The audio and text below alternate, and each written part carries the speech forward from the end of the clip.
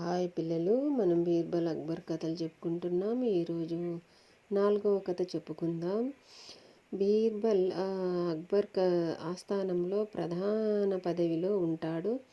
అది చూసిన కొంతమంది సహ ఉద్యోగులకి నచ్చక ఎలాగైనా బీర్బల్ని ఆ ప్రధాన పదవి నుంచి దించాలని మాట్లాడుకొని, ఆ పదవి అంటే ఆశ ఉన్న ఒక అతను వచ్చి అక్బర్ దగ్గరికి వచ్చి, ప్రభు, మీరు పొగిడే అంత గొప్ప సాహసము, మీరు మెచ్చుకునేంత గొప్ప తెలివితేటలు బీర్బల్లో లేవని నేను అనుకుంటున్నాను.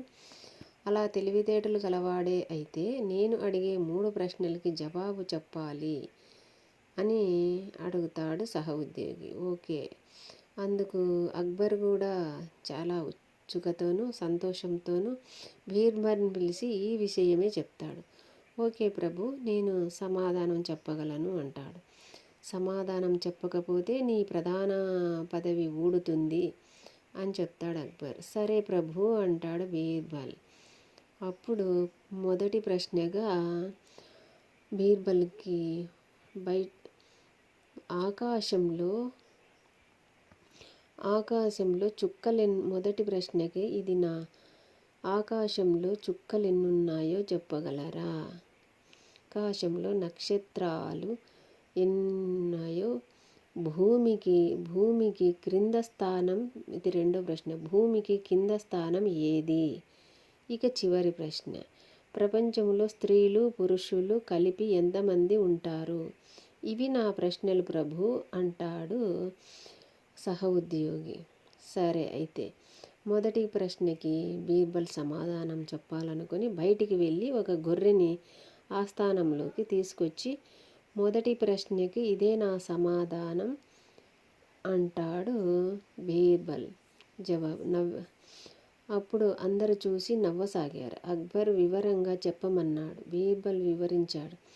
నా స్నేహితుడైన ఈ ఆస్థాన ఉద్యోగి గొర్రె బొచ్చుని లెక్క పెడతాడు. అవి ఆకాశంలో నక్షత్రాల సంఖ్యకి సమానంగా ఉంటాయి అంటాడు.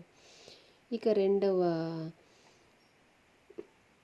రెండవ జవాబు, బీర్బల్ ఒక సూదితో గచ్చు మీద కొన్ని గీతలు గీసి మధ్యలో ఒక ఇనుప ఊచని గుచ్చి, భూమికి క్రింద స్థానం ఇదే, ఏమైనా అనుమానం ఉంటే నా మిత్రుడే కొలుసుకోవచ్చు అని చెప్తాడు.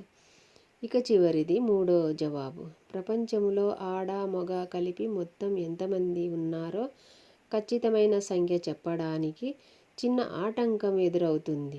ఏమిటంటే, మన ఆస్థాన ఉద్యోగి మిత్రుల్లాంటి వాళ్ళు ఈ రెండిటిలోనూ చేర్చలేకపోతున్నాను. కాబట్టి ఇలాంటి వాళ్ళు భూగోళం మీద ఇంకెక్కడ ఉండరని తెలిసినప్పుడు మాత్రమే నేను సరైన సంఖ్య చెప్పగలను అన్నాడు బీర్బల్.